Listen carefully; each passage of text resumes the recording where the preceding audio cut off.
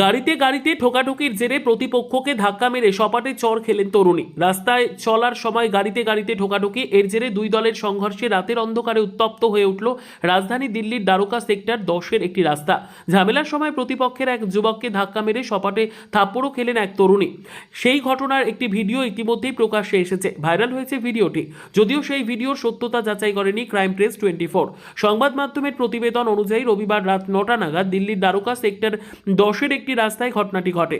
দুই গাড়ির মধ্যে ধাক্কাকে কেন্দ্র করে দুই দলের মধ্যে বিরোধের সূত্রপাত হয়। একটি গাড়িতে ছিলেন এক তরুণ এবং তরুণী। তরুণের সঙ্গে বাগবিতণ্ডা শুরু হয় উল্টো দিকের গাড়িতে থাকা দুই যুবকের। প্রথমে তর্কাতর্কি চললেও কেউ কারো গায়ে হাত তোলেননি। এরপর ওই তরুণী হঠাৎ এক যুবকের পিঠে সজোরে থাপ্পড় মারেন। তিনি ঘুরে দেখলেও প্রতিক্রিয়া দেননি। তরুণীর সঙ্গে থাকা তরুণের সঙ্গে বাগবিতণ্ডা চালাতে থাকেন তিনি।